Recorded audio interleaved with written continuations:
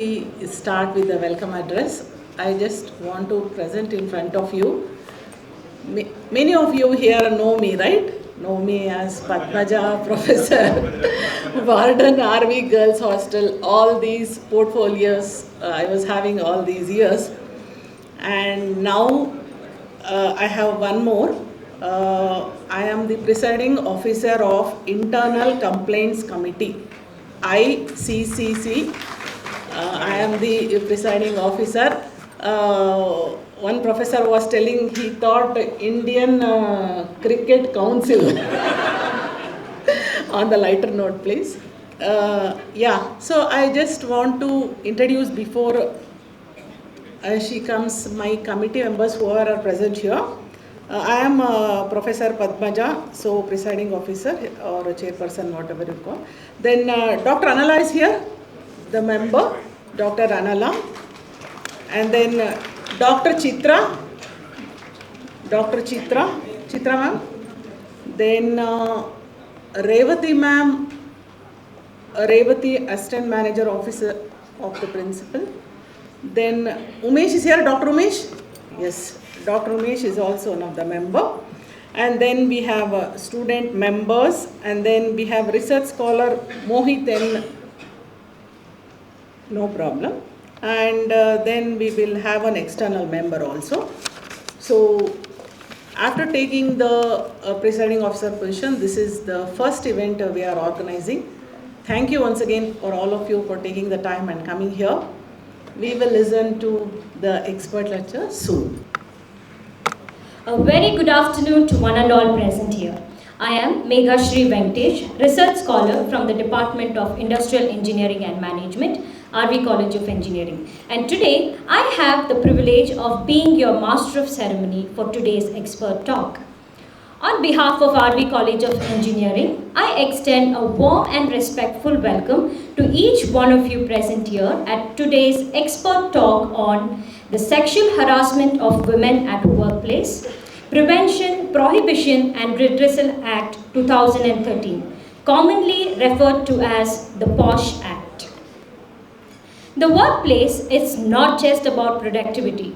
It is also about dignity, equality and safety. The POSH Act, passed in 2013, is a landmark legislation that ensures every working woman has the right to work to a workplace free from harassment. It reminds us that respect and inclusion are the foundation of a healthy work culture. The POSH Act is not just a legal framework, but a moral compass that guides institutions and workplaces to create an environment where every individual feels safe, empowered, and valued. Through this session, we hope to gain a deep understanding of the Act and, more importantly, reflect on how each one of us play an important role in upholding these values. Now, it is my privilege to invite Dr. K.S. Geeta ma'am, Vice Principal, RV College of Engineering, to deliver the welcome address and to introduce our distinguished guests for the day. Elrigu namaskara. A very good afternoon to all of you. ಏನಪ್ಪ ಎಲ್ಲರೂ ಬಲವಂತ ಮಾಡಿ ಎಲ್ಲದಕ್ಕೂ ಬಲವಂತ ಮಾಡ್ತಾರೆ ಅನ್ಕೋತೀರಾ? I know that many would have thought about it, but nevertheless, this is one of the mandate from UGC and from AICT that sensitization is the first step towards having the awareness of this kind of an act. ಅಂದರೆ ಹಿಂದೆ ಕೂತಿರೋರೆಲ್ಲ ಯೋಚನೆ ಮಾಡ್ತಿರ್ಬೇಕು, ನಮ್ಮನ್ನು ಯಾಕೆ ಕರೆದ್ರು, ನಾವೆಲ್ಲ ಏನು ಮಾಡಬೇಕು ಅಂತ. ಒಂದೇ ಕಡೆ ಕೆಲಸ ಮಾಡ್ತಿರೋದ್ರಿಂದ ನಾವು ಬೆಳಗ್ಗೆ 9 ಗಂಟೆಯಿಂದ ಸಾಯಂಕಾಲ 5 ಗಂಟೆ ತನಕ ಮಿನಿಮಮ್ ಟೈಮ್ ಅದು. Maximum it might extend right from 8 o'clock in the morning the workers ಹು ಆರ್ ಕಮ್ಮಿಂಗ್ ಹಿಯರ್ ಆ್ಯಂಡ್ ಸಾಯಂಕಾಲ 6-6:30 ತನಕನೂ ಎಲ್ಲರೂ ಇರ್ತೀವಿ. So half the day of our life we are spending on the campus. So this is the first family what we have. Later on is our personal life. So ಇಲ್ಲಿ ನಮ್ಮ working ಪ್ಲೇಸಲ್ಲಿ ನಮಗೆ ಒಂದು ಒಂದು ಗಾಂಭೀರ್ಯತೆ ಇರಬೇಕು, ಅಥವಾ ಒಂದು ಏನೋ ಒಂದು ಇಕೋಸಿಸ್ಟಮ್ ಅಂತ ಏನು ಹೇಳ್ತೀವಿ ಅದು ಇರಬೇಕು. ಆ ಥರ ಇದ್ದಾಗ we are all feeling safe and we feel that we are all protected. It not only applies only to women, it is not actually the gender what I am talking, but it is the mutual respect to any human being anybody can give. So that is the important message what we want to express it out to you. This event is not for any gender, but it is to bring out what are the thin sensitive elements which are there from the act which we can understand. And so that we get an awareness towards that. Many of us feel that ಈ ಒಂದು word ಕೇಳಿದ ತಕ್ಷಣ sexual harassment ಅಂತಂದರೆ ಇದು ನಮಗೂ ಅದಕ್ಕೂ ಸಂಬಂಧ ಇಲ್ಲಪ್ಪ ಅಂತ ನಾವು ಮುಖ ತಿರ್ಸ್ಕೊಂಡು ಹೋಗ್ತೀವಿ. ಆದರೆ ಎಷ್ಟೋ ಸಂದರ್ಭದಲ್ಲಿ ಅದು ನಿಜವಾಗ್ಲೂ ಆ ಕ್ಲಾಸಲ್ಲಿ ಬರುತ್ತಾ ಬರಲ್ವಾ ಅನ್ನೋದೇ ಗೊತ್ತಿರಲ್ಲ ನಮಗೆ. ಯಾವಾಗ ನಮ್ಮ ವಾಯ್ಸ್ನ ರೇಸ್ ಮಾಡಬೇಕು, ಯಾವಾಗ ಮಾಡಬಾರ್ದು, ಆ ಅರಿವು ಕೂಡ ಇರೋದಿಲ್ಲ ನಮಗೆ. ಅಟ್ ದ ಸೇಮ್ ಟೈಮ್ ನಾವು ಅನ್ನೆಸೆಸರಿಯಾಗಿ ರಿಯಾಕ್ಟ್ ಮಾಡ್ತಾ ಇದ್ದೀವ ಅಂತಲೂ ಗೊತ್ತಿರಲ್ಲ. ಹಾಗಾಗಿ ಇದೇನಾಗುತ್ತೆ ಅಂತಂದರೆ, ಯಾವುದೋ ಒಂದು ಸಂದರ್ಭದಲ್ಲಿ ನಾವು ಒಂದು ಇಮೋಷನ್ಸ್ಗೆ ಒಳಗಾಗಿ ಏನೋ ಒಂದು ಆ್ಯಕ್ಷನ್ ತೊಗೊಳಕ್ಕೆ ನಮಗೊಂಚೂರು ಇದ್ರ ಬಗ್ಗೆ ಜ್ಞಾನ ಇದ್ದರೆ, ಇದ್ರ ಬಗ್ಗೆ ನಮಗೆ ಆಲೋಚನೆ ಇದ್ದರೆ, I think we will react in a better way. So that is why we wanted to have this kind of a workshop where we are able to give the awareness to everybody. So ಇದೇನಾಗುತ್ತೆ ಅಂದರೆ, ಕೆಲವು especially when we talk about the definition of sexual harassment, that itself is, I don't know how many of you actually know the meaning of it. ಅಂದರೆ ಏನಾಗುತ್ತೆ, ಯಾವ ಲೆವೆಲಲ್ಲಿ ನಾವು ಅದನ್ನು distinguish ಮಾಡಬೇಕು, ಯಾಕೆ ಮಾಡಬೇಕು ಅಥವಾ ಹೇಗೆ ಮಾಡಬೇಕು, ಇದು ಯಾವುದಾದ್ರು ನಮಗೆ ಗಮನ ಇರಲ್ಲ.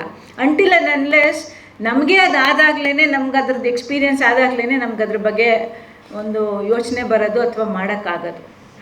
ಹಾಗಾಗಿ it is better to hear from the legal experts which can give us a thin line of difference between what is good and what is not good, and what is correct and what is not correct. So ಇವತ್ತಿನ ಇದರಲ್ಲಿ ಹೇಗಿದೆ ಅಂದರೆ, ಈ POSH act it very clearly says that it is not just about the physical action, but also any unwelcome or inappropriate way of behavior. ಅಂದರೆ ನಾವು ಸಹಜವಾಗಿ ನಡ್ಕೊಳ್ಳೋದೆ ಏನೋ ಒಂದು ಅಸಹಜತೆ ಕಾಣಿಸ್ತು ಅಂತಂದರೆ ಅದರಲ್ಲಿ ನಾವು ಸ್ವಲ್ಪ ಅವೇರ್ನೆಸ್ ಇಟ್ಕೊಂಡು ನಮ್ಮ ಒಂದು ಪ್ರೊಟೆಕ್ಷನ್ಗೆ ನಾವು ನಿಂತ್ಕೊಳ್ಳೋದು ಒಳ್ಳೆಯದು ಅಂತ ಹೇಳ್ತೀವಿ. So this also according to the ನನಗೂ ಇದು ಕರೆಕ್ಟಾಗಿ ಇದಿದೆ ಡಿಫ್ರೆನ್ಸ್ ಅಂತ ಅಷ್ಟೊಂದು ಇದಿರಲಿಲ್ಲ, but obviously ChatGPT is there to help us all that. So I just few points over there is anything which is unsolicited, ಅಂದರೆ ನಮ್ಮ ಸ್ವಇಚ್ಛೆಯಿಂದ ಮಾಡದೇ ಇದ್ದರೆ ಅಥವಾ ನಮಗೆ ಇಷ್ಟ ಇಲ್ಲದೆ ಇದ್ದರೆ ಆ ಥರ ಒಂದು physical advances or contact is not approved. Making comments, ಈ ಬಾಡಿ ಶೇಮಿಂಗ್ ಅನ್ನೋದು ಈಗ ತುಂಬ ಕ್ಯಾಶುವಲಾಗಿ ಮಾತಾಡ್ತೀವಿ. ಯಾರೋ ಒಬ್ಬರು ತುಂಬ ಸಣ್ಣ ಆಗಿಬಿಟ್ರು, ಯಾರೋ ಒಬ್ಬರು ತುಂಬ ದಪ್ಪ ಆಗಿಬಿಟ್ರು, ಆ ಥರ ಜನ್ರಲ್ಲಾಗಿ ಮಾತಾಡ್ತೀವಿ. ಅದು ಜನ್ರಲ್ಲಾಗಿ ತುಂಬ ತಮಾಷೆಯಾಗಿದ್ದಾಗ ಮಾತ್ರ ಚೆನ್ನಾಗಿರುತ್ತೆ. ಬಟ್ ಪದೇ ಪದೇ ರಿಪೀಟೆಡ್ಡಾಗಿ ಅದ್ರ ಬಗ್ಗೆ ಕಮೆಂಟ್ಸ್ ಮಾಡೋದಾಗಲಿ, ಅವರ ಡ್ರೆಸ್ಗಳ ಬಗ್ಗೆ ವಿವರಿಸೋದಾಗಲಿ, ಅಥವಾ ಅದ್ರ ಬಗ್ಗೆ ಡಿಸ್ಕಷನ್ ಮಾಡೋದಾಗಲಿ, ಇದು ನೆಕ್ಸ್ಟ್ ಸ್ಟೆಪ್ಪಿಗೆ ಹೋಗುತ್ತೆ. So there is a very thin line of difference between these to. ಯಾರೋ ಒಬ್ಬರು ತಮಾಷೆ ಮಾಡ್ತು ಅಂದರೆ ಅದನ್ನೇ ನಾವು ದೊಡ್ಡದಾಗಿ ತೊಗೋಬೇಕು ಅಂತಲೂ ಇಲ್ಲ. ಅಟ್ ದ ಸೇಮ್ ಟೈಮ್ ಆ ತಮಾಷೆನ ಅಲ್ಲೇ ಬಿಡ್ದಂಗೆ ನೆಕ್ಸ್ಟ್ ಲೆವೆಲ್ಗೆ ತೊಗೊಂಡು ಹೋಗೋದು ತಪ್ಪು. So the difference between these two is a very small line which people has to be aware of that. Sharing any content which is explicitly depicting towards sexuality is also prohibited. Any other conduct which makes someone feel very uncomfortable or disrespected or unwelcome is, according to this particular law, it is not approved. It is not good. So our goal is mainly to see how our actions or words, ನಮ್ಮ ನಡವಳಿಕೆಯಿಂದ ಅಥವಾ ನಾವು ಮಾತಾಡೋ ಮಾತುಗಳಿಂದ ಇನ್ನೊಬ್ರಿಗೆ hurt ಆಗ್ತಾ ಇದೆಯಾ ಇಲ್ವಾ, ಇದು ಒಂದು ಬೇಸಿಕ್ ಹ್ಯುಮ್ಯಾನಿಟಿದು ಆಸ್ಪೆಕ್ಟ್ಸ್. ಬಿಕಾಸ್ ಇದನ್ನು ನಾವು ಯಾರೂ ಕಲಿಸ್ಬೇಕಾಗಿಲ್ಲ, ನಮ್ಮ ತಲತಲಾಂತರದಿಂದ ಮನೆಯಿಂದ ತಿಳ್ಕೊಂಬಂದಿರೋದಿದೆ. ಎಲ್ಲರ ಜೀವನದಲ್ಲೂ ಯಾವುದೇ ಒಂದು ಗಂಡಸಾಗಿರ್ಬೋದು, ಅವ್ರ ಜೀವನದಲ್ಲಿ ಇಬ್ಬರು ಹೆಂಗಸರಂತೂ ಇದ್ದೇ ಇರ್ತಾರೆ. ಒಂದು ಜನ್ಮ ಕೊಟ್ಟಿದ್ದ ತಾಯಿ ಇರ್ತಾಳೆ, ಇನ್ನೊಬ್ಬರು ಮದುವೆ ಮಾಡ್ಕೊಂಡಿರೋ ಹೆಂಡತಿ ಇರ್ತಾಳೆ. ಇವರಿಬ್ಬರು ಮ್ಯಾಂಡೇಟ್ರಿಯಲಾಗಿ ಇರ್ತಾರೆ. ಅದು ಬಿಟ್ಟು ಅಕ್ಕ ತಂಗಿರು ಇದ್ದೇ ಇರ್ತಾರೆ. ಹಾಗಾಗಿ ಹೆಂಗಸರ ಜೊತೆ ಹೇಗೆ ನಡ್ಕೋಬೇಕು ಅನ್ನೋದನ್ನು ಅವ್ರಿಗೆ ಯಾರೂ ಏನೂ ಹೇಳ್ಕೊಡ್ಬೇಕಾಗಿಲ್ಲ. ಸ್ವಾಭಾವಿಕವಾಗೇ ಮನೆತನದಿಂದ ಬಂದಿರುತ್ತೆ. ಆದರೆ ಯಾವುದೋ ಒಂದು ಕ್ಷಣಗಳಲ್ಲಿ ಯಾವುದೋ ಒಂದು ಆಸ್ಪೆಕ್ಟ್ಸಲ್ಲಿ ಏನಾದರೂ ಒಂದು ಸ್ವಲ್ಪ ಡಿಫ್ರೆನ್ಸಸ್ ಬಂದರೆ ಹೇಗೆ ಅದನ್ನು ನಾವು ಸರ್ ಮಾಡ್ಕೋಬೋದು ಅನ್ನೋ ಒಂದು ಅವೇರ್ನೆಸ್ಗೋಸ್ಕರ. ಹಾಗಾಗಿ ಇದರಲ್ಲಿ ಎಲ್ಲರ ಪಾತ್ರನೂ ಇರುತ್ತೆ. So everybody are responsible to see that our ecosystem is very safe. So ಈ ಸೇಫ್ ಎನ್ವೈರ್ಮೆಂಟನ್ನು ಕ್ರಿಯೇಟ್ ಮಾಡೋದ್ರಲ್ಲಿ ಪ್ರತಿಯೊಬ್ಬರದ್ದು ಪಾತ್ರ ಇರುತ್ತೆ. ಹಾಗಾಗಿ ನಮ್ಮ ಸಂಸ್ಥೆಯಲ್ಲಿ ಮೇಡಮ್ ಆಗಲೇ ಹೇಳಿದ್ರು ನಿಮಗೆ, ಇಂಟರ್ನಲ್ ಕಂಪ್ಲೇಂಟ್ಸ್ ಕಮಿಟಿ ಅನ್ನೋದು ಒಂದು ಕಮಿಟಿ ಫಾರಮ್ ಮಾಡಿರ್ತೀವಿ. ಇದು ಇದ್ದೇ ಇದೆ, ಪ್ರತಿ ವರ್ಷದಿಂದನೂ ಬರ್ತಾ ಇದೆ. ಈಗ ಮೇಡಮ್ ಚೇಂಜ್ ಓವರ್ ಆಗಿರೋದು, ಹಾಗಾಗಿ ಅದು ಹೊಸ ಲಿಸ್ಟನ್ನ ಅವ್ರು ಹೇಳಿದ್ರು. ಬಟ್ ಪ್ರತಿ ವರ್ಷವೂ rather whenever the committees are changing, we have this mandatory committee in the institution. Now the details of all these things are available on the website, and if at all, if somebody feels that you need some kind of a support, okay, so this is always advisable that you can reach out to us. So ಯಾರ ಹತ್ರ ಮಾತಾಡಬೇಕು, ಹೇಗೆ ಮಾತಾಡಬೇಕು ಅಂತಂದರೆ, you can address to this committee, write an email, it could be an anonymous mail, or you could reveal your identity. Everything, whatever you talk in this particular committee would be very confidential. ಇದು ಎಲ್ಲೇನೂ ಯಾವುದೇ ಥರದ ಹರಡೋದಿಲ್ಲ, ಏನೂ ಆಗೋದಿಲ್ಲ. ಅದಕ್ಕೆ ಈ ಕಮಿಟಿಲಿ senior administrators are not there in the committee as per the act. So UGC clearly mandates that senior administrators should not be the office bearers of this committee. So that is why neither me nor principal are there in this committee. However, we will have the discussions happening. Whatever you have, you have any grievances or any support you need at any point of time, you can always reach out to the committee, and we will have that. We will stand up for our colleague. So finally, what I want to tell you is, let's all work together in this campus, where mutual respect is the major thing, and we will all protect this, and we'll see that the campus is very safe and it is a better place. So today I have the honor to introduce a very special guest, Dr. Girish Kumar. So if you look at the doctor, he is doctor by profession. However, because of his passion, he studied law, and now he is a practicing advocate at High Court of Karnataka. So Girish has many achievements to his credit in this legal field. He cleared his LLB examination, securing 3rd rank from Karnataka State Law University. Later, he completed his masters in criminal law and was awarded gold medal for securing 1st rank in LLM degree from University Law College, Bangalore. He has delivered numerous talks as a guest speaker at various forums and presented many papers at international and national conferences. He is serving as a panel advocate for Rajiv Gandhi University of Health Sciences, Karnataka State Law University, Bangalore University, Karnataka State Dental Council, and Mysore Sugar Company Limited. He is also a guest faculty at V.V. Pura College of Law, teaching Evidence Act and Bharatiya Nyaya Sanhita. So on behalf of RVC, sir, I welcome you to this gathering. I would request Dr. Padmaja, Chairperson, ICC, to present a sapling and welcome the guests. So regarding all the legal aspects and the sensitization to the POSH Act, I request Dr. Girish Kumar to address the gathering. ಎಲ್ರಿಗೂ ನಮಸ್ಕಾರ. I'm audible?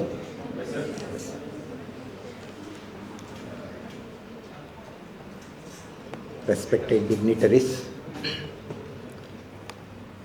Dr. K.S. Geeta Madam, Vice Principal, Dr. K.V. Padmaja Madam, and the event coordinator, Chitra Madam. First, I would like to thank the management, the staff, for providing me an opportunity for to deliberate on this particular topic, that is on sensitization of the POSH Act. Yes. See, sexual harassment constitutes a gross violation of women's right to equality and dignity. And right to live with dignity is one of the paramount rights that has been enshrined under our Constitution, Part 3 of our Constitution. Having said this, first we need to understand the genesis of this POSH Act. ಈ ಲೈಂಗಿಕ ದೌರ್ಜನ್ಯ ನಿಷೇಧ ಕಾಯ್ದೆ ಏನಿದೆ ಅದು ಹೇಗೆ ಬಂತು ಅನ್ನೋದನ್ನು ಫಸ್ಟ್ ನಾವು ಅರ್ಥ ಮಾಡ್ಕೋಬೇಕಾಗತ್ತೆ. ಈ ಒಂದು ಸಂದರ್ಭದಲ್ಲಿ I would like to deliberate upon how the laws are made. Whether how many of you know how the laws are made? ಕೈ ಎತ್ತಿ ನೋಡೋಣ. ಲಾಸ್ ಹೇಗೆ ಮಾಡ್ತಾರೆ? ಸ್ಟ್ಯಾಟ್ಯೂಟ್ ಪಾರ್ಲಿಮೆಂಟ್ ಒಂದೇನಾ? Please, president assent. Okay. Direction from Supreme Court. Very good. Yes. Then majority pass the. Okay. Okay. Okay. Yes. ನೀವೆಲ್ಲ ಹೇಳ್ತಾ ಇರೋದೆಲ್ಲ correct ಆಗಿದೆ. All the four wings. What are those wings, sir?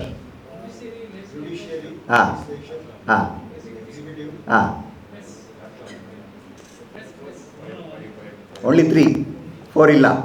Fourth estate ಬಂದು ನೀವು ಇದನ್ನು ಪ್ರೆಸ್ನ ಹೇಳ್ತಾ ಇದ್ದೀರಾ, but that is not been a official organs of the state. Yes. So let me give a brief introduction how the laws are made, because that is very pertinent how this particular act has been born. ಏನಾಗುತ್ತೆ, ಒಂದು law ಮಾಡಬೇಕಾದ್ರೆ, before I go into that, as you all know, there are 3 organs of the state. One is, as the sir said, one is the judiciary, one is the legislature, the other one is the executive. So what are the functions of these organs? The legislature functions, the prime function is to enact the laws. Then what is the function of the judiciary? The judiciary has the function to interpret the laws that has been enacted by the legislature. Why it should interpret? As you all know, Constitution is a supreme. If the legislature enacts any law which is in derogation of the provisions that is being provided under the Constitution, the judiciary will step in and say that this law is not valid. That is the function, main function of the judiciary. Then what is the function of the executive? The executive is going to implement the laws.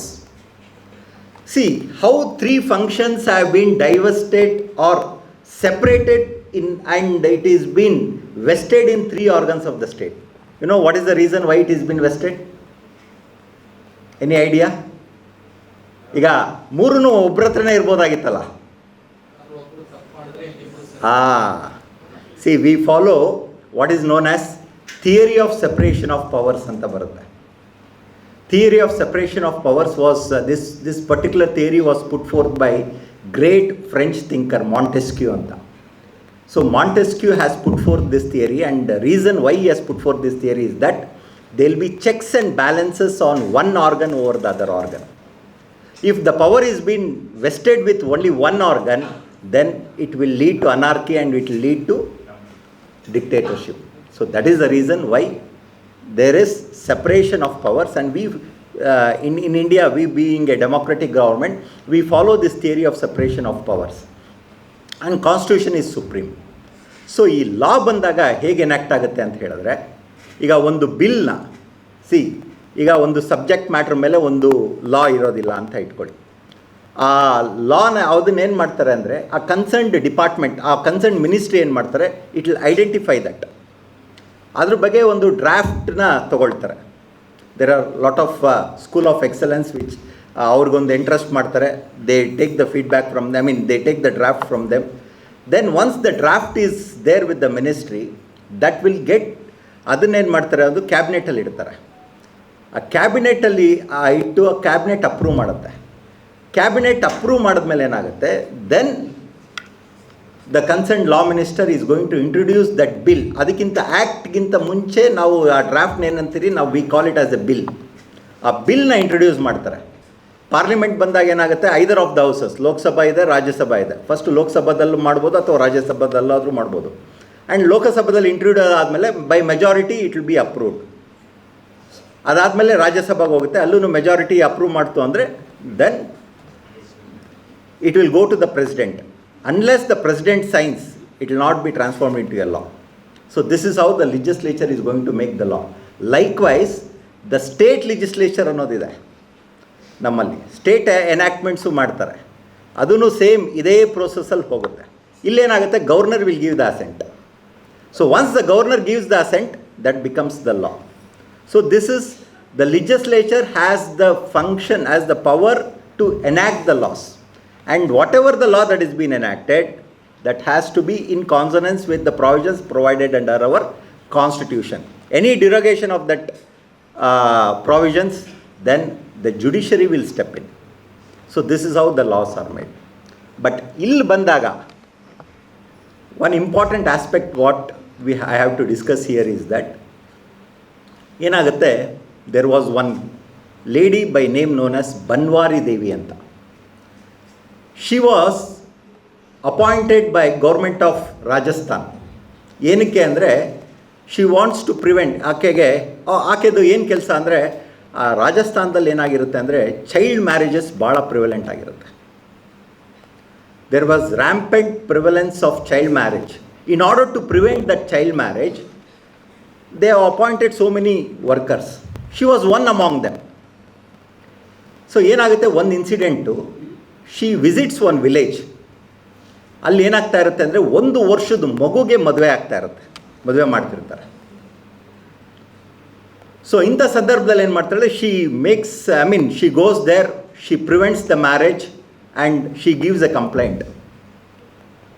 ಯಾವಾಗ ಆಕೆ complaint ಕೊಡ್ತಾಳೋ, the community men, ಗಂಡಸರು ಏನಿರ್ತಾರೆ ಆ ಕಮ್ಯುನಿಟಿಗೆ, the men of that community started harassing her, ಬಂದು ನಿಲ್ಲಿಸ್ಬಿಟ್ಟಲ್ಲ ನೀನು ಅಂತ. ಆವಾಗ ಅವಳು ಈ ಹರಾಸ್ಮೆಂಟ್ಗೆ ಒಂದು ಕಂಪ್ಲೇಂಟ್ ಕೊಡ್ತಾಳೆ. But local authorities they will not take any action. ಯಾವಾಗ ಆ್ಯಕ್ಷನ್ ತೊಗೊಳ್ಳೋದಿಲ್ವೋ, ಅವರು ಒಂದಷ್ಟು ಜನ, 8 to 10 ಜನ ಅನಿಸುತ್ತೆ, they gang rape Har. Then a case will be filed, it goes before the sessions court, and very unfortunately I'll tell you, all of them will get an acquittal. ಖುಲಾಸೆ ಆಗಿಬಿಡ್ತಾರೆ, because of lack of evidence. ಇಂಥ ಸಂದರ್ಭದಲ್ಲಿ ಅದು appeal ಏನೋ ಹೈಕೋರ್ಟಲ್ಲಿ pending ಇದ್ದಾಗ, ವಿಶಾಖ ಅನ್ನೋದು ಒಂದು NGO organisation, NGO ಅದು non governmental organisation. They filed case before the supreme Court that women need some sort of a protection at workplace ಅಂತ ಹೇಳಿಬಿಟ್ಟು NGO ವಿಶಾಖ ಅನ್ನೋ ಒಂದು, ವಿಶಾಖ ಬಂದು ಹೆಂಗಸ ಹೆಸರಲ್ಲ, ವಿಶಾಖ ಅನ್ನೋದು NGO ಹೆಸರು ಅದು. So along with other NGOs, they file a case before the Honorable Supreme Court under Article 32. We can file ಡೈರೆಕ್ಟಾಗಿ ನಾವು ಸುಪ್ರೀಂ ಕೋರ್ಟಲ್ಲಿ, when our fundamental rights are violated, we have a provision under our constitution to file that case. So they file a case over Supreme Court. Supreme ಕೋರ್ಟಲ್ಲಿ ಏನಾಗುತ್ತೆ, the subject matter ಏನಿರುತ್ತೆ ಅಂದರೆ ಅಲ್ಲಿ, that protection of women at work place.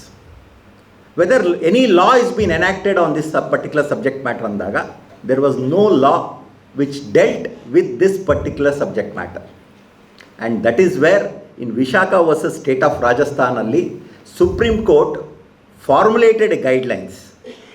What are those guidelines?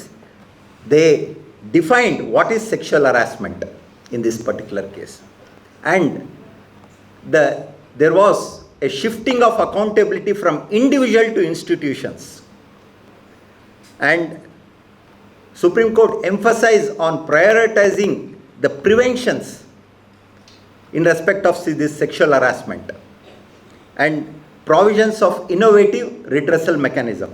ಈ ಥರ ಸುಮಾರು ಗೈಡ್ಲೈನ್ಸ್ನ ಈ ವಿಶಾಖ ಕೇಸಲ್ಲಿ ಕೊಡ್ತಾರೆ. ಯಾವಾಗ ವಿಶಾಖ ಕೇಸ್ ಡಿಸೈಡ್ ಆಯಿತು ಅಂದರೆ, See, this incident happened in the year 1997. Vishaka case was delivered, the judgment was delivered in the year 2000.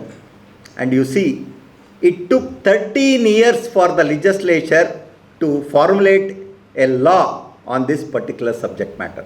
2013 ಅಲ್ಲಿ ಈ ಒಂದು ಆ್ಯಕ್ಟ್ ಬರುತ್ತೆ. This is how there was a genesis of this POSH act ಅಂತ ಏನಿದೆ, ಆ act ಈ ರೀತಿಯಾಗಿ ಒಂದು ಇದು ಬರುತ್ತೆ. ಸೊ ಬನ್ವಾರಿ ದೇವಿ ಕೇಸ್ ಏನಿದೆ, that is the basis. So ನೀವೊಂದು ಕ್ವಶನ್ ಕೇಳ್ಬೋದು ಈಗ. See, the function of the judiciary is to interpret the laws. How can the judiciary enact the laws anta bandaga?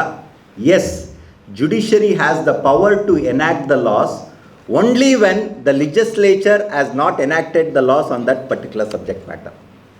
And this is one of the best examples we could quote, that where the judiciary has stepped in and it has enacted the law pertaining to prevention of sexual harassment of women at workplace. So that we call it as a judge-made law anta heltiri. A judge-made law. Usually it is the domain of the legislature, but in this case the Supreme Court has enacted the law, and Supreme Court ಏನೇನು guidelines ಇದೆ that has been converted into this POSH Act. ಅವ್ರು ಏನೇನು ಇದು ಮಾಡಿದ್ರು ಅದನ್ನೆಲ್ಲ ಬಂದಿದೆ.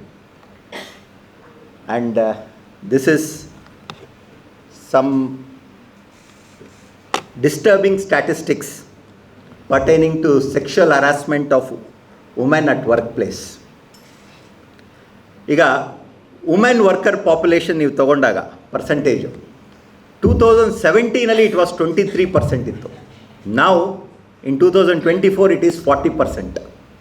ಅಂದರೆ 100 ಜನ ವರ್ಕರ್ಸಲ್ಲಿ 40 ಜನ ವುಮೆನ್ ಇರ್ತಾರೆ ಅಂತ.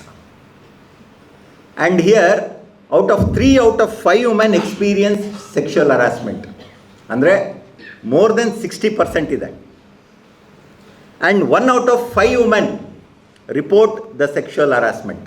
ಹಂಗಿದ್ಮೇಲೆ 4 ಜನ ಮಾಡೋದೇ ಇಲ್ಲ. See, these are all the statistics conducted by the Trade Union Congress ಇದು. And 25% test without any invitation. ಅಂದರೆ ಅದು ನಾನು ಸೆಕ್ಷುವಲ್ ಹರಾಸ್ಮೆಂಟ್ ಡೆಫಿನೇಷನ್ ಬಂದಾಗ ಹೇಳ್ತೀನಿ ಏನೇನು, what is been considered as sexual harassment. And 20% experience this sexual advances. This is very disturbing statistics.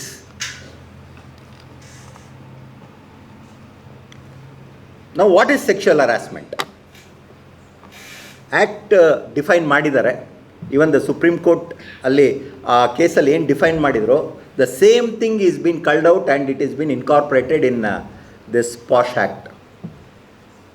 Any unwelcome act or behavior sexual in nature, and it includes physical contact and advance, demand a request for sexual favors, showing pornography, verbal or non-verbal conduct of sexual nature.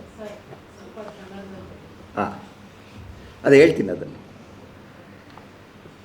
Physical contact, ದೈಹಿಕ ಸಂಪರ್ಕ. ಈಗ ಕೆಲಸ ಮಾಡ್ತಿರ್ತಾಳೆ ಅಂದ್ಕೊಳ್ಳಿ, ಒಬ್ಬ fellow worker ಅವನು ಇರ್ತಾನೆ ಅಲ್ಲಿ, ಸುಮ್ಮನೆ ಆಕೆನ ಹೋಗಿ ಮುಟ್ಟೋದು ಅಥವಾ ಮಾತಾಡಿಸ್ಬೇಕಾದ್ರೆ ಮುಟ್ಟಿ ಮಾತಾಡಿಸೋದು. Yes, this is considered as a sexual harassment. ಅಥವಾ ಹಿ ಡಿಮ್ಯಾಂಡ್ಸ್ ಸೆಕ್ಷುವಲ್ ಫೇವರ್ಸ್. ಈಗ we have seen one case. ಅಂದರೆ ಇದು ಒಂದು ಮೆಡಿಕಲ್ ಕಾಲೇಜಲ್ಲಿ ನಡೆದಂಥ ಒಂದು ಘಟನೆ. ಯೂಶಲಿ ನಿಮ್ಗೆ ಗೊತ್ತೇ ಇದೆ, ಎಸ್ಪೆಷಲಿ ದ ಪೋಸ್ಟ್ ಗ್ರ್ಯಾಜುಯೇಟ್ ಸ್ಟೂಡೆಂಟ್ಸ್ಗೆ they will be under the guide.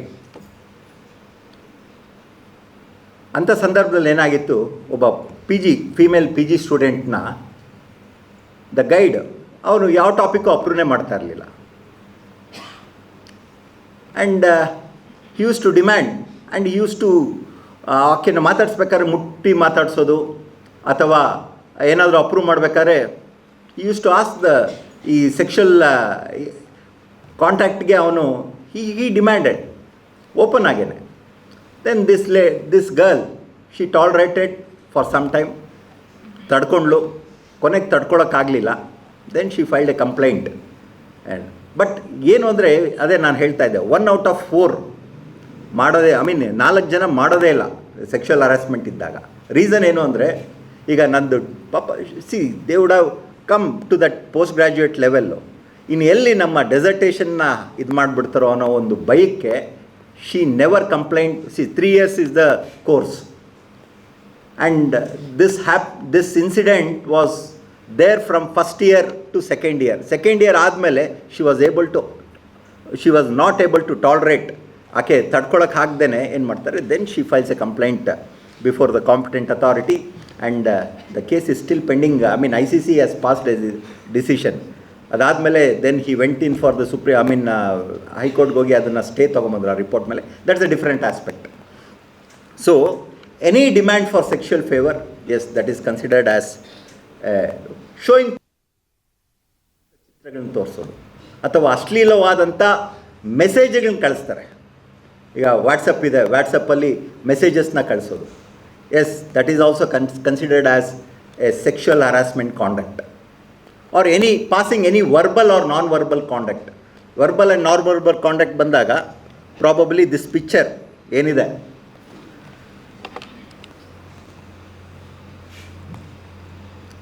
ಮೇಲೆ ನೋಡ್ತಾ ಇದ್ದೀರಾ, how he touches the body of the woman. That physical touch ಏನಿದೆ ಅದು, that is considered as a sexual act. Creating hurdles. ಒಂಥರ ಪಾಪ ಅವಳು ಏನೋ ಹೋಗ್ತಾ ಇರ್ತಾಳೆ, ಆಕೆನ ಅಡ್ಡ ಹಾಕೋದು ಅವಳನ್ನ, yes, that is considered as a sexual conduct. And also any unwelcome act ಅಂದರೆ ನೋಡಿ, ಅವಳೆಲ್ಲ ನಿಂತಿದ್ರೆ ಅವಳನ್ನ ನೋಡ್ತಾ ಇರೋದು. These are all considered as a sexual harassment. So ಈ ಒಂದಿದರಲ್ಲಿ ಆ್ಯಕ್ಟ್ ಈ ಥರ ಡಿಫೈನ್ ಮಾಡುತ್ತೆ ವಾಟ್ ಈಸ್ ಸೆಕ್ಷುವಲ್ ಹರಾಸ್ಮೆಂಟ್ ಅನ್ನೋದನ್ನು.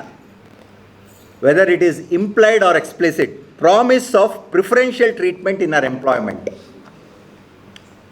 ಏನೋ ಅವಳು ಕೆಲಸ ಮಾಡ್ತಾಯಿದ್ರೆ ಅವಳಿಗೊಂದು ಫೇವರ್ ಮಾಡ್ತೀನಿ, ನೀನು ಇದನ್ನು ನಾನು ಮಾಡಿಕೊಡು, ಕ್ವಿಟ್ ಪ್ರೋ ಕ್ಯೂ ಅಂತ ಹೇಳ್ತೀವಿ ನಾವು ಲಾ ಅಲ್ಲಿ. ಪ್ರಿಫರೆನ್ಷಿಯಲ್ ಟ್ರೀಟ್ಮೆಂಟ್ ಕೊಡೋದು ಆಕೆಗೆ, ಅಥವಾ ಥ್ರೆಟನಿಂಗ್ ಟ್ರೀಟ್ಮೆಂಟ್ ಕೊಡೋದು, ಅವಳಿಗೆ ಎದುರಿಸ್ಬಿಟ್ಟು ಮಾಡಿಸ್ತಾ ಇರ್ತಾರೆ ಕೆಲಸನ. And the threat pertains to present or future employment. And they create a hostile environment for her to work. ಭಾಳ ಭಯಭೀತವಾದಂಥ ಒಂದು ವಾತಾವರಣನ ಸೃಷ್ಟಿ ಮಾಡ್ತಾರೆ. ಆಕೆ ಏನಕ್ಕೆ ಆ ಥರ ಒಂದು ಭಯಭೀತವಾದಂಥ ವಾತಾವರಣ ಸೃಷ್ಟಿ ಮಾಡ್ತಾರಂತೆ, ಆಕೆಯಿಂದ ಏನಾದರೂ ಈ ಒಂದು ಲೈಂಗಿಕ ಪ್ರಯೋಜನ ಪಡ್ಕೊಳ್ಳೋದಕ್ಕೆ. ಆ್ಯಂಡ್ ಹ್ಯುಮಿಲಿಯೇಟಿಂಗ್ ಟ್ರೀಟ್ಮೆಂಟ್, ಆಕೆ ನಿಲ್ಲಿಸೋದು, ಬೈಯೋದು ಸುಮ್ಮನೆ. ಸೊ ಆ್ಯಕ್ಟ್ ಏನು ಹೇಳುತ್ತೆ ಅಂದರೆ, these are all been considered as a sexual harassment.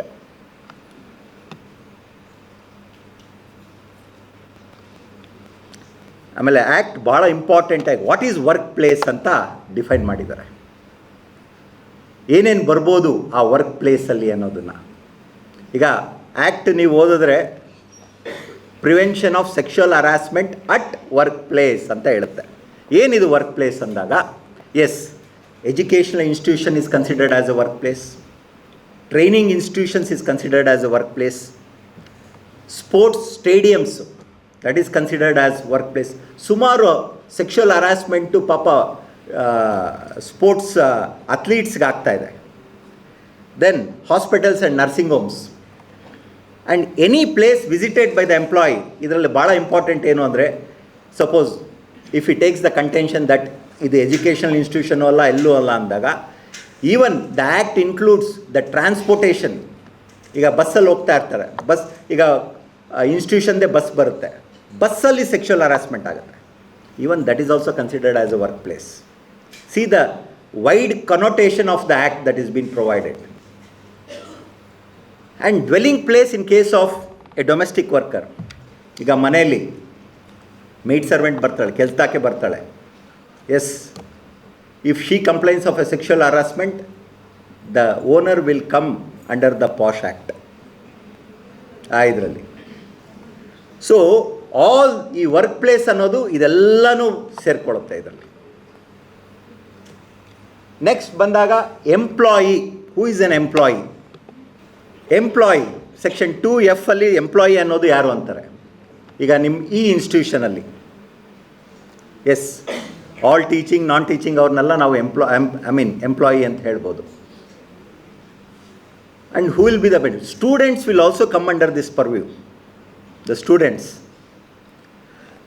Weather it is a regular employee, temporary employee or ad hoc employee, or whether employee is directly appointed by the management or through a contractor, even they also come under this purview.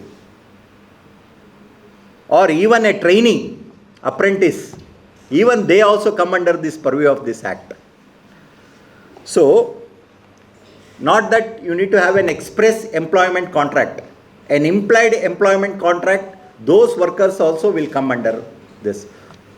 Basically ನಾನು ಇದನ್ನು ಇನ್ನೂ ತುಂಬ simplify ಮಾಡಬೇಕು ಅಂದರೆ, any person who is working in that particular institution, whether is been appointed by the institution or not, he is considered as an employee.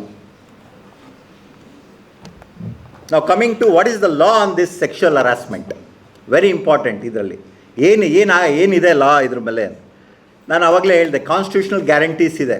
What are the constitutional guarantees that is been guaranteed to the women? Article 14 and 15 right to equality ಇದೆ. Then article 21 right to live with dignity, and Article 19 clause 1 right to carry on any occupation in a safe environment free from harassment. ಇದೆಲ್ಲ supreme court interpret ಮಾಡಿಬಿಟ್ಟಿದ್ದಾರೆ, and they have recognise the rights of the women. But ಇಲ್ಲಿ more specific law ಬಂದಾಗ, this Bharatiya Nyaya Sanhita ಇದೆಯಲ್ಲ, earlier it was called as Indian penal code. This is where the criminal law will coming to picture. ಈಗ criminal law ಬಗ್ಗೆ ಸ್ವಲ್ಪ ನಿಮಗೆ introduction ಕೊಡ್ತೀನಿ ನೋಡಿ. Posh act ಒಂದೇ ಬರೀ ಏನು ICC ಒಂದೇ ನೋಡ್ತಾರೆ ಅಂತ ನೀವು ಇಟ್ಕೋಬೇಡಿ. ICC ಅಂದರೆ ಇಂಟರ್ನಲ್ ಕಂಪ್ಲೇಂಟ್ಸ್ ಕಮಿಟಿ, ಅದಲ್ಲ. ಇದ್ರ ಜೊತೆಯಲ್ಲಿ ಈ ಒಂದು ಭಾರತೀಯ ನ್ಯಾಯ ಸಂಹಿತದ ಪ್ರಾವಿಷನ್ಸ್ ಏನಿದೆ, even those things will be included in this particular conduct ಇದೆ. Thank you. ಈ ಕ್ರಿಮಿನಲ್ ಲಾ ಏನಿದೆ ಅಂದರೆ, ಈಗ ಏನಾಗುತ್ತೆ, ಒಂದು ಬ್ರೀಫ್ ಇಂಟ್ರಡಕ್ಷನ್ ಕೊಡ್ತೀನಿ ನೋಡಿ. ಈಗ ನೀವು ಕೇಳಿರ್ತೀರ, ಒಂದು FIR ಲಾಂಚ್ ಆಗಿಬಿಡ್ತು ಅವನ ಮೇಲೆ ಅಂತ ಹೇಳ್ತಾರೆ. ಏನು FIR ಅಂದರೆ ಗೊತ್ತಾ? First information report. ಹೇಗೆ FIR ಲಾಂಚ್ ಆಗುತ್ತೆ ಅಂದರೆ, ಯಾರಾದರೂ ಒಬ್ಬ ವ್ಯಕ್ತಿ ಒಂದು ಕಂಪ್ಲೇಂಟ್ ಕೊಟ್ಟರೆ ನಿಮ್ಮ ಮೇಲೆ, ಪೊಲೀಸವ್ರು ಏನು ಮಾಡ್ತಾರೆ, ಅದರಲ್ಲಿ 2 ಥರ ಬರುತ್ತೆ. ಒಂದು FIR ಮಾಡಬೇಕಾದಂಥ ಸಂದರ್ಭದಲ್ಲಿ ಪೊಲೀಸವರು 2 ವಿಷಯ ನೋಡ್ತಾರೆ. ಒಂದು, whether it is a cognizable offence or non cognizable offence ಅಂತ. ಕಾಗ್ನಿಸಬಲ್ ಅಂದರೆ ಮೋಸ್ಟ್ ಹೀನಸ್ ಅಫೆನ್ಸಸ್ ಅಂತ ಕರೀತಾರೆ. ಹೀನಸ್ ಅಫೆನ್ಸ ಅಲ್ವಾ ಅಂತ. ಹೀನಸ್ ಅಫೆನ್ಸ್ ಇದ್ದಾಗ ಡೈರೆಕ್ಟಾಗಿ ಅವರು ಒಂದು ಕಂಪ್ಲೇಂಟ್ನ ರಿಜಿಸ್ಟರ್ ಮಾಡ್ಬೋದು. ಈ ಸೆಕ್ಷುವಲ್ ಹರಾಸ್ಮೆಂಟ್ ಇದೆಯಲ್ಲ, it is considered as A heinous offence. ಈಗ ಯಾರೋ ಒಬ್ಬರು ಹೋಗ್ಬಿಟ್ಟು ಒಂದು ಕಂಪ್ಲೇಂಟ್ ಕೊಟ್ಟಾಗ ಪೊಲೀಸವರು ಅದನ್ನು ಡಿನೈ ಮಾಡೋಕ್ಕಾಗೋದಿಲ್ಲ. ನಿಮ್ಮನ್ನು ಕರೆದು ಮಾತಾಡ್ಬಿಟ್ಟು ಆಮೇಲೆ FIR ರಿಜಿಸ್ಟರ್ ಮಾಡೋದಿಲ್ಲ. ಸುಪ್ರೀಂ ಕೋರ್ಟ್ ಡೈರೆಕ್ಷನೇ ಇದೆ. ಲಲಿತಾ ಕುಮಾರಿ ವರ್ಸಸ್ ಸ್ಟೇಟ್ ಆಫ್ UP ಯಲ್ಲಿ ಸುಪ್ರೀಂ ಕೋರ್ಟ್ ಹೇಳ್ತಾರೆ, ಹೀನಸ್ ಅಫೆನ್ಸ್ ಏನಾದರೂ ಇನ್ಫಾರ್ಮೇಷನ್ ನಿಮಗೆ ಬಂದರೆ ಡೈರೆಕ್ಟಾಗಿ FIR ರಿಜಿಸ್ಟರ್ ಮಾಡಿ, ಆಮೇಲೆ ನೀವು ಇನ್ವೆಸ್ಟಿಗೇಟ್ ಮಾಡಿ. ಅದು ಫಾಲ್ಸ್ ಟ್ರೂನೋ ಆಮೇಲೆ ನೋಡೋಣ. ಸೊ ಈ ಥರ ಒಂದು ಕ್ರಿಮಿನಲ್ ಲಾ ಮೋಷನ್ ಹೆಂಗೆ how it will be activated means, ಒಂದು ಕಂಪ್ಲೇಂಟ್ ಹೋಗುತ್ತೆ, ಕಂಪ್ಲೇಂಟ್ ಆದಮೇಲೆ FIR ಆಗುತ್ತೆ, FIR ಆದಮೇಲೆ ಇನ್ವೆಸ್ಟಿಗೇಷನ್ ಆಗುತ್ತೆ, ಇನ್ವೆಸ್ಟಿಗೇಷನ್ ಆದಮೇಲೆ ಚಾರ್ಜ್ ಶೀಟ್ ಆಗುತ್ತೆ, ಚಾರ್ಜ್ ಶೀಟ್ ಆದಮೇಲೆ then the trial begins in the court. ಈ ಸೆಕ್ಷುವಲ್ ಹರಾಸ್ಮೆಂಟ್ ಅಫೆನ್ಸಸ್ ಇದೆಯಲ್ಲ, it is considered as one of the heinous offences. So ಈ ಪಾಶ್ ಆ್ಯಕ್ಟ್ ಅಂಡರು ಪ್ರೊಸೀಡಿಂಗ್ಸ್ ಏನು ನಡೀತಾ ಇದೆ, ಅದ್ರ ಜೊತೆಯಲ್ಲಿ ನಿಮಗೆ ಕ್ರಿಮಿನಲ್ ಪ್ರೊಸೀಡಿಂಗ್ಸು ನಡೀತಾ ಇರುತ್ತೆ. So section 75 specifically deals with sexual harassment. Earlier IPCಯಲ್ಲಿ we never had a specific provisions, Indian penal Code. ಈ 2023 ಲಾನ ಅಮೆಂಡ್ ಮಾಡಿದ್ರು.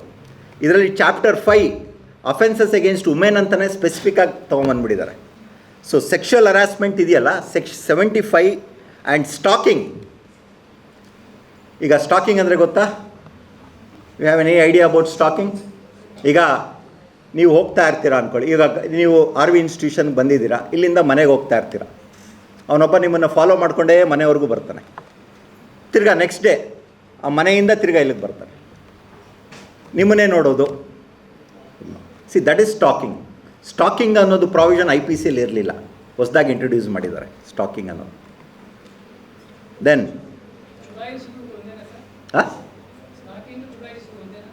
ಎಸ್, ಸ್ಟಾಕಿಂಗಲ್ಲಿ ಇವಾಗ ನೀವು ಹಿಂದೆ ಫಾಲೋ ಮಾಡ್ಕೊಂಡು ನೀವು ಚುಡಾಯಿಸ್ಕೊಂಡು ಹೋಗ್ತೀರಾ ನೋಡಿ. ಎಸ್, ದಟ್ ಈಸ್ ಅದು ಅಲ್ಲ ಅಲ್ಲ ನೀವು ಅಂತ ಹೇಳಿಲ್ಲ.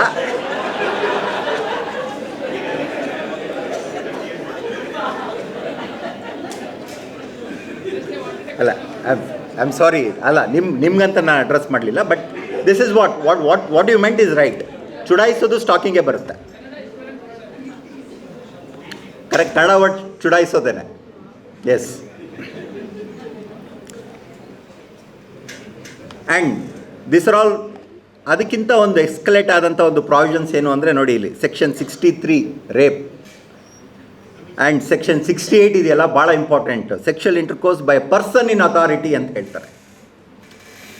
ಹೂ is the person in authority ಅಂತ ಬಂದಾಗ ಲಾದಲ್ಲಿ a teacher student they have a fiduciary relationship ಅಂತ ಹೇಳ್ತಾರೆ ಲಾ ಅಲ್ಲಿ. What is this fiduciary relationship ಅಂದರೆ one person on an higher position, the other person will be on a lower position. The best example I could quote is teacher and student. ಅವರಲ್ಲಿ internal marks ಇರುತ್ತೆ ಅಂದ್ಕೊಳ್ಳಿ ಅವ್ರ ಕೈಯಲ್ಲಿ. That we have a fiduciary, some sort of a fiduciary relationship is been created. So ಅಂಥ ಸಂದರ್ಭದಲ್ಲಿ a person in authority, teacher will be in a person in authority. So ಅಂಥವ್ರ ಕಡೆಯಿಂದ ಈ ಥರ ಆಯಿತು ಅಂದರೆ the law is totally different on that one. Section 68 specifically deals with those instances. Then sexual intercourse by employing deceitful means, ಮೋಸದಿಂದ, ವಂಚನೆಯಿಂದ. ಈಗ ಮೊನ್ನೆ ಒಂದು ಇನ್ಸಿಡೆಂಟ್ ನಡೀತು ಎಲ್ಲಿ, I think so it's in ಪಂಜಾಬಲ್ಲಿ. ನಮ್ಮ ಸ್ಟೇಟ್ ಒಂದು ಹುಡುಗಿ ಅಲ್ಲಿ ಇಂಜಿನಿಯರಿಂಗ್ ಮುಗಿಸ್ಕೊಂಡು she was employed in Delhi ಅನಿಸುತ್ತೆ. Later on she went to that particular engineering college, she committed suicide. The reason ಏನಕ್ಕೆ ಅಂದರೆ ಶಿ ವಾಸ್, ಆಮೇಲೆ ಗೊತ್ತಾಗಿದ್ದು she was having an affair with the teacher and ಅವರೇನೋ ರೆಫ್ಯೂಸ್ ಮಾಡಿದ್ದಾರೆ and because of that she committed suicide. So ಅವರೇನು promise ಮಾಡಿದ್ರೋ, ಏನು ಇದು ಮಾಡಿದ್ರೋ ಗೊತ್ತಿಲ್ಲ. So having a sexual intercourse by employing these deceitful means, then you will be subjected under this provision. 10 ವರ್ಷ ಇದೆ ಇದರಲ್ಲಿ. So this is what is the law on this sexual harassment. Apart from those things you have this POSH act. ಈ POSH act ಅನ್ನೋದು ಬರುತ್ತೆ. ಅದರಲ್ಲಿ ಭಾಳ important salient feature ಏನು ಅಂದರೆ constitution of internal complaints committee. And this is the composition that have. It has to be presided by the senior most faculty, women faculty. So I think so Padmaja madam is the presiding officer in this particular committee, and you should have 2 members from the employees with a background of social work or legal background, and 1 member from non-government organization or association committed to cause of women, or at least ಆ ಕಮಿಟಿಯಲ್ಲಿ ಏನಿದೆ majority should be women. So this is what section 4 mandates. Very important. How the sexual harassment could be redressed to the committee ಅನ್ನೋದನ್ನು ಭಾಳ ಇಂಪಾರ್ಟೆಂಟಾಗಿ we should understand. It says that any aggrieved women employee, it also include students also, may file complaint with the ICC, and complaint has to be filed preferably within 3 months from the date of incident. ಇದನ್ನು 12 ತಿಂಗಳಿಗೇನೋ ಮಾಡಬೇಕು ಅಂತ ಇವಾಗ ಒಂದು amendment ತರಲಿಕ್ಕೆ ಹೊರಟಿದ್ದಾರೆ.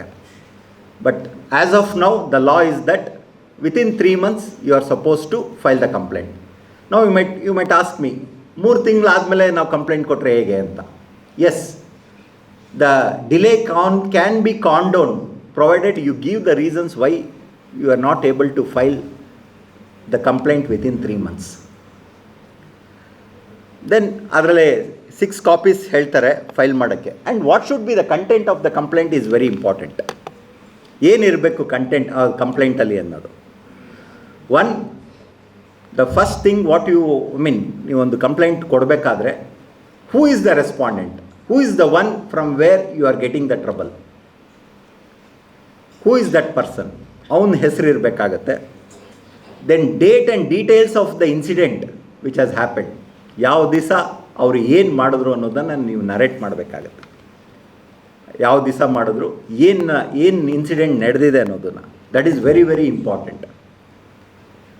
Then ಆ ಇನ್ಸಿಡೆಂಟ್ನ ಯಾರಾದರೂ ವಿಟ್ನೆಸ್ ಮಾಡಿದಾರಾ, ಅದು ಇಂಪಾರ್ಟೆಂಟ್. ಆಮೇಲೆ do you have any supporting documents to submit. ಈಗ ಏನಾಗುತ್ತೆ, ನಿಮಗೇನೋ ಹೋದಂಥ ಒಂದು ಅಶ್ಲೀಲವಾದಂಥ ಒಂದು ಮೆಸೇಜ್ ಬಂದಿರುತ್ತೆ ವಾಟ್ಸಪ್ಪಲ್ಲಿ, that is a document.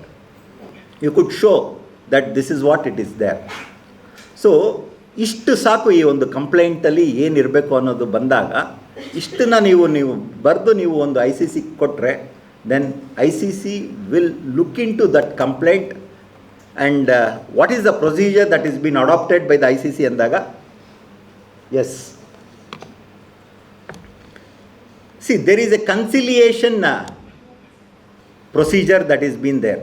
Conciliation ಅಂದರೆ, ಈಗ ಏನಾಗುತ್ತೆ, ಕಂಪ್ಲೇಂಟು ಹೇಳ್ತಾರೆ, ನೋಡಿ ಈ ಥರ ಆಗ್ತಾಯಿದೆ ನನಗೆ, ಇವರು ಇಂಥವ್ರು ನನ್ನ ಹರಾಸ್ ಮಾಡ್ತಾ ಇದ್ದಾರೆ, ಬಟ್ ಆದರೆ ನಾನು ಜಾಸ್ತಿ ಇದನ್ನು ಎಸ್ಕಲೇಟ್ ಮಾಡೋಕ್ಕೆ ಹೋಗೋದಿಲ್ಲ, ದಯವಿಟ್ಟು ಅವ್ರನ್ನ ಕರೆದು ಏನೋ ಒಂದು ಸೆಟಲ್ ಮಾಡಿಸ್ಬಿಡಿ ಅಂತ ಹೇಳಿ ಅಂತ ಹೇಳ್ತಾರೆ. Yes, that provision is there.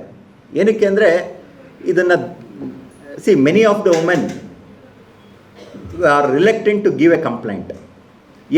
ಯಾಕೆ ರಿಲೆಕ್ಟೆಂಟ್ ಆಗಿರ್ತಾರೆ ಅಂತ ಹೇಳಿದ್ರೆ, ಎಲ್ಲಿ ಅವರ ಹೆಸರು ಆಚೆ ಬರುತ್ತೆ, ಎಲ್ಲಿ ಅವ್ರಿಗೆ ಒಂದು ಹೆಸರಿಗೆ ಕಳಂಕ ಬರುತ್ತೆ ಅನ್ನೋ ಒಂದೇ ಒಂದು ಕಾರಣಕ್ಕೆ most of the women will not come forward to give a complaint before the ICC.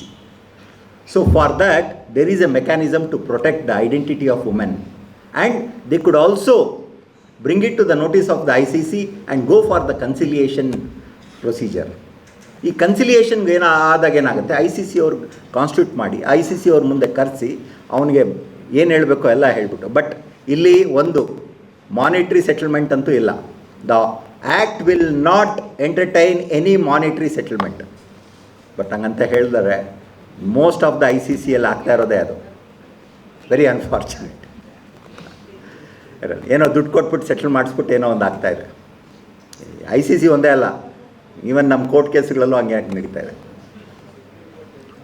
So the settlement terms shall be recorded in writing. ಇದೇನಾಗಿದೆ ಈ ಸೆಟಲ್ಮೆಂಟ್ ಇವರೇನು ಮಾಡ್ಕೊಂಡಿದ್ದಾರೆ, all those things will be recorded in writing. And where the settlement is been arrived, the report has to be, no further enquiry will be there, and report has to be filed to the concern ಮ್ಯಾನೇಜ್ಮೆಂಟ್ಗೆ ಏನಿದೆ ಆ ರಿಪೋರ್ಟ್ನ ಹಾಕ್ಬಿಟ್ಟು close ಮಾಡ್ತಾರೆ. This is one conciliation procedure that could be made use of by the aggrieved woman. Conciliation ಆಗೋದಿಲ್ಲ, enquiry ಮಾಡಲೇಬೇಕಾಗತ್ತೆ. Then what is the procedure that is been adopted? ಅದರಲ್ಲಿ ಆವಾಗ ICC shall investigate the complaint and provide its report within 90 days ಒಳಗಡೆ ಅದೇನಿದೆ ಅದನ್ನು ಇದು ಮಾಡಬೇಕಾಗತ್ತೆ. And ICC has to follow the principles of natural justice. ಅಂದರೆ ಒಂದು complaint ICC ಮುಂದೆ ಬಂದರೆ ಅವರು ಒಂದು ನೋಟಿಸ್ ಕೊಡಬೇಕಾಗತ್ತೆ. ಯಾರಿಗೆ? ಅವನು ರೆಸ್ಪಾಂಡೆಂಟ್ಗೆ ನೋಟಿಸ್ ಕೊಟ್ಟು ಅವನ ಒಂದು ವರ್ಷನ್ ಏನಿದೆ ಅವನ ವರ್ಷನೂ ತಿಳ್ಕೊಬೇಕಾಗತ್ತೆ. ಆ್ಯಂಡ್ ಈ ಪ್ರೊಸೀಡಿಂಗ್ಸ್ ಏನಿದೆ ಕಂಪ್ಲೀಟ್ ಕಾನ್ಫಿಡೆನ್ಷಿಯಾಲಿಟಿ ಮೇಂಟೈನ್ ಮಾಡಬೇಕಾಗತ್ತೆ ICC. ಯಾವುದೇ ರೀತಿಯಾದ ನೀವು RTI ಹಾಕ್ಕೊಂಡು ನೀವು ತೊಗೊಳಕ್ಕೆ ಬರೋದಿಲ್ಲ. Because this is A confidential information and it is border under RTI act ಅಂತ ಇದೆ, ನಿಮ್ಗೆ ರೈಟ್ ಟು ಇನ್ಫಾರ್ಮೇಷನ್ ಆ್ಯಕ್ಟ್ ಇದೆ, ಅದರಲ್ಲಿ ಅಂಡರ್ ಸೆಕ್ಷನ್ 8(1)J ಅಂತ ಬರುತ್ತೆ. Yes, it is been classified as a confidential information. So complete confidentiality has to be maintained. And opportunity should be given to the respondent to submit his response. And ಅವನಿಗೂ ಅಷ್ಟೇ ಯಾರಾದರೂ witnesses ಇದ್ದರೆ examination ಮಾಡೋದಕ್ಕೂ hello ಮಾಡಬೇಕಾಗತ್ತೆ ಅವನ್ನ. ಆಮೇಲೆ what is important is that ಇಲ್ಲಿ ಯಾವುದೇ ರೀತಿಯಾದಂಥ ಅಡ್ವೊಕೇಟ್ಸ್ಗೆ ಪ್ರಾವಿಷನ್ ಇಲ್ಲ ICCಯಲ್ಲಿ. ಓನ್ಲಿ ದ ಕಂಪ್ಲೇನೆಂಟ್ ಅವ್ರನ್ನ ಎಕ್ಸಾಮಿನ್ ಮಾಡ್ಬೋದು, ವಿಟ್ನೆಸಸ್ನ. ರೆಸ್ಪಾಂಡೆಂಟ್ ಏನಿದೆ ಅವ್ರು ಎಕ್ಸಾಮಿನ್ ಮಾಡ್ಬೋದು. ಸೊ ಎಕ್ಸಾಮಿನ್ ಮಾಡಿಕೊಂಡು ICC will based on the submissions made, yes, they will finalize the report. Then ಆ ಕಂಪ್ಲೀಟ್ ರಿಪೋರ್ಟ್ ಏನಿದೆ ಆ ರಿಪೋರ್ಟ್ನ ಅವ್ರು ಕಳಿಸ್ಬೋದು. ಐದರ್ ಅದರಲ್ಲಿ ಆಪ್ಷನ್ಸ್ ಬರುತ್ತೆ. ಒಂದು, the I C C may think that ಇಲ್ಲ, ಈ ಕಂಪ್ಲೇಂಟಲ್ಲಿ there is lack of evidence ಏನೂ ಇಲ್ಲ, ಸೊ ಅದಕ್ಕೆ ನಾವು ಇದನ್ನು ಎಂಟರ್ಟೈನ್ ಮಾಡ್ಲಿಕ್ಕಾಗೋದಿಲ್ಲ ಅಂತ ಹೇಳ್ಬಿಟ್ಟು ಕಂಪ್ಲೇಂಟ್ನ ಡಿಸ್ಮಿಸ್ ಮಾಡ್ಬೋದು. ಅಥವಾ ಐ ಸಿ ಸಿ ಏನು ಮಾಡ್ಬೋದು, yes we have enough material to show that there is an harassment to the woman. So ಆ ಒಂದು ಸಂದರ್ಭದಲ್ಲಿ yes they could recommend that any disciplinary action for the misconduct. ಈಗ ನಿಮ್ಮಲ್ಲಿ ಏನಾಗುತ್ತೆ, ನಿಮ್ಮ ಇನ್ಸ್ಟಿಟ್ಯೂಷನ್ಸ್ದೇ ಒಂದು ರೂಲ್ಸ್ ಇರುತ್ತೆ. You would have made cadre and recruitment rules, ಅದು ಸಪ್ರೇಟ್ ಇದೆ ಬಿಡಿ. ಬಟ್ ನಿಮ್ಮದೇ ಆದಂಥ ಒಂದು ಡಿಸಿಪ್ಲಿನರಿ ಅಥಾರಿಟಿ ಇದೆ ನಿಮ್ಮಲ್ಲಿ, ಇದು ಮಾಡ್ಕೊಂಡಿರ್ತೀರ. ಆ ಡಿಸಿಪ್ಲಿನರಿ ಅಥಾರಿಟಿ ಬಂದುಬಿಟ್ಟು yes it is this particular conduct is considered as a misconduct, and based on the rules pertaining to that misconduct, the institution, based on the report of the ICC, can take action against these persons. So either this or that.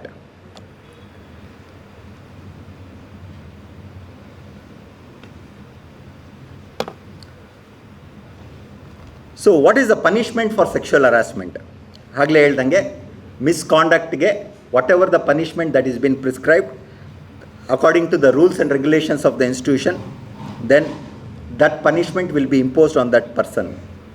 And it has also has got the power to direct the amount from the salary that should be deducted according to the policy of the institution.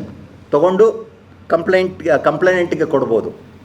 Then penal provisions that is been there under Bharati Nyaya Sanhita. So these are the things that are there for punishments. Now, very important. Can men file a complaint under POSH Act?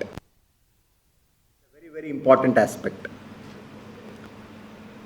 The answer is no.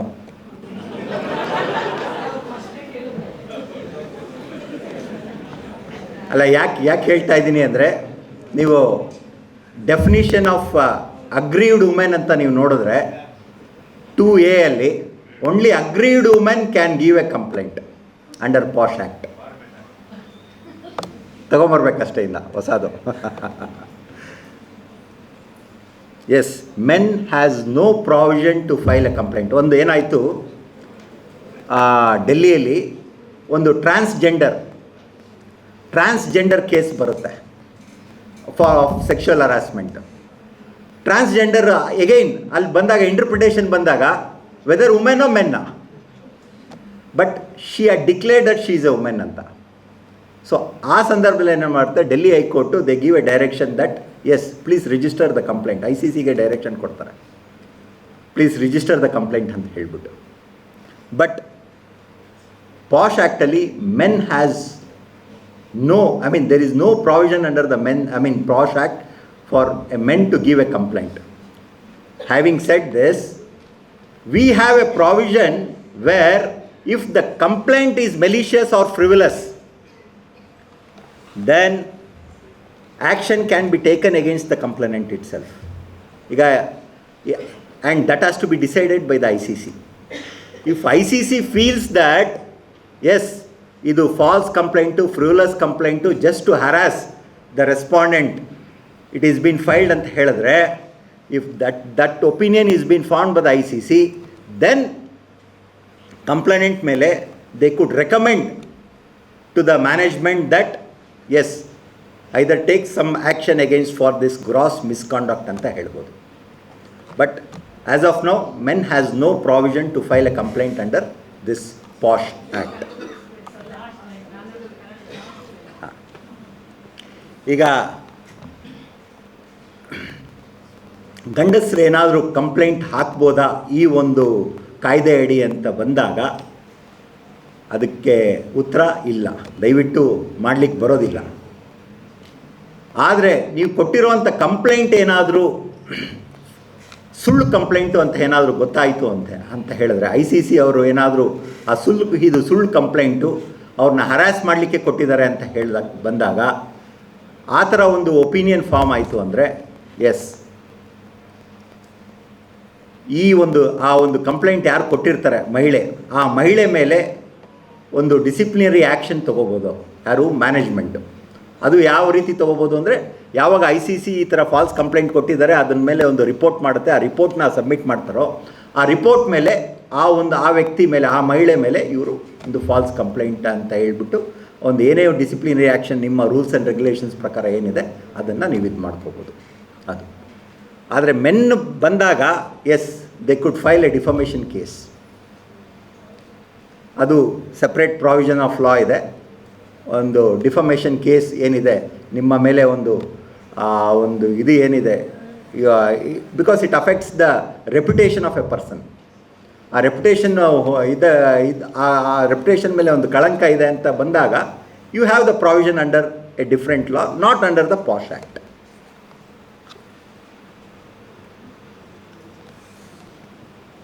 S, some well known cases of sexual harassment.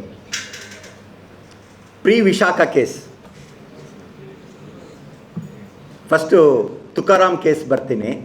Tukaram ಅಂದರೆ ಇದರಲ್ಲಿ it is infamously called as Mathura rape case ಅಂತ. ಏನಾಗುತ್ತೆ, ಒಂದು tribal ಹುಡುಗಿ,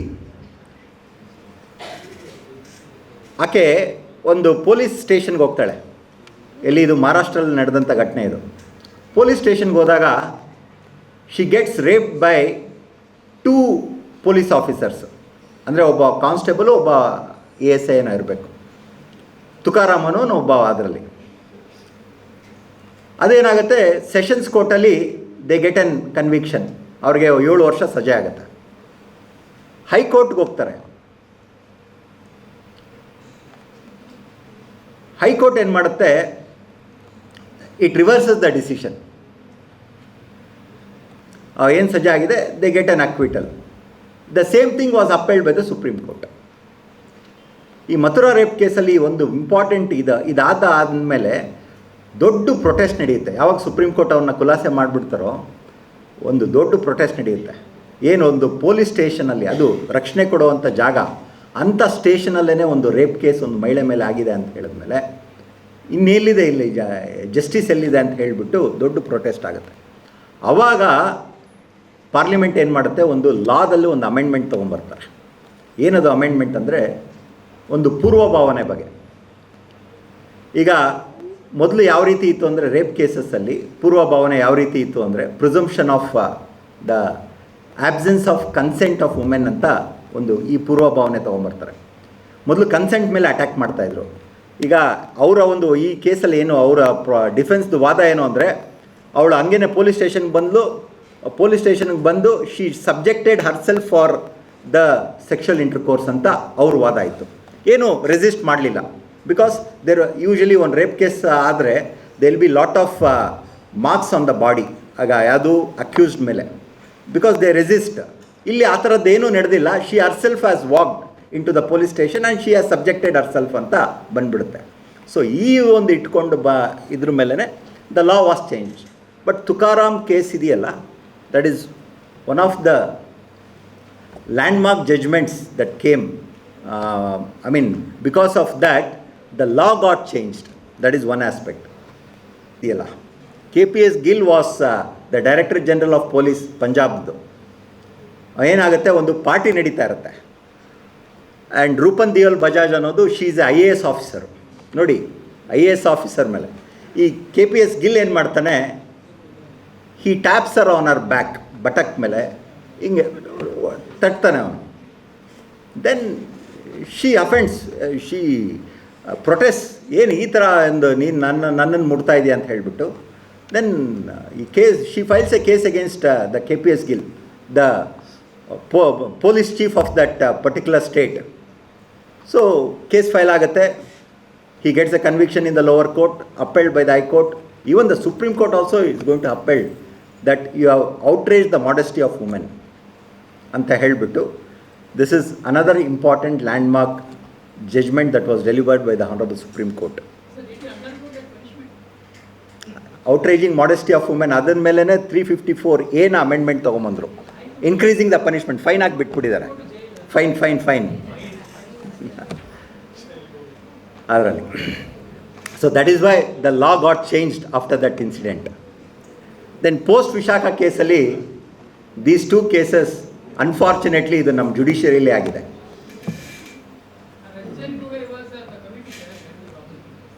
ರಂಜನ್ ಗೊಗೊಯ್ ಮೇಲೇ sexual harassment case ಬಂತು. Yes, and justice A K Ganguly ಕೇಸೂ ಅಷ್ಟೇ. Intern was harassed. ಏನಾಗುತ್ತೆ, ಈ ಜಡ್ಜಸ್ ಹತ್ರ ಇಂಟರ್ನ್ ಮಾಡೋಕ್ಕೆ ಹೋಗ್ತಾರೆ. ಇಂಟರ್ನ್ ಮಾಡೋಕ್ಕೆ ಹೋದಾಗ ಏನಾಗುತ್ತೆ, ಅಲ್ಲಿ A K Ganguly had harassed her ಅಂತ ಹೇಳ್ಬಿಟ್ಟು there was a sexual harassment case that was filed against A K Ganguly. But unfortunately ಇದು ಎರಡು case, though it's well known cases, it never went in to, ಅಲ್ಲೇನಾಗುತ್ತೆ ಐ ಸಿ ಸಿ ಕಮಿಟಿ ಅಲ್ಲೇನೇ ಏನಾಯಿತೋ ಗೊತ್ತಿಲ್ಲ. What transpired in that committee, it was not taken to a logical end. That is what it has been done. So these were all the well-known cases of this sexual harassment. So with this, I conclude my topic saying no to this sexual harassment. Thank you, sir. Good evening to one and all present here. We ICC Internal Complaints Committee members thank RSST for supporting this event. We wholeheartedly thank Dr. Girish Kumar R, Advocate, High Court of Karnataka, for sparing his valuable time and sharing important information regarding POSH Act. ತುಂಬ important ಇತ್ತು sir. ತುಂಬ ಒಳ್ಳೆ ಇದು ಹೇಳಿರಿ, case studies ಎಲ್ಲ ಹೇಳಿದಿರಿ, ತುಂಬ informative ಇತ್ತು. I now request our vice principal ma'am to hand over a moment gratitude.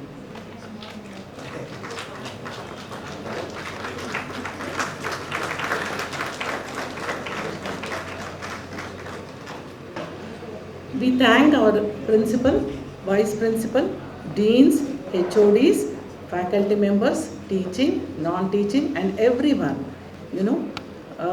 for attending this particular event and making it a success. Special thanks to Dr. Chitra BT, Assistant Professor IEM and member ICC, to take initiative and organize this event. I actually told her ಏನು ಆಡಿಟೋರಿಯಮಲ್ಲಿ arrange ಮಾಡ್ತಾ ಇದ್ದೀರಿ, ಇಷ್ಟು ಜನ ಬರ್ತಾರ ಅಂತ, but wonderful ma'am, ಎಲ್ಲ ಬಂದಿದ್ದಾರೆ. Thank you to everyone. And also to our MOC, Ms. Meghana, Research Scholar, Department of IEM. Finally, I thank my ICC team members and everyone who have supported this event. I now request everyone to join for high tea which is arranged outside this hall. Thank you.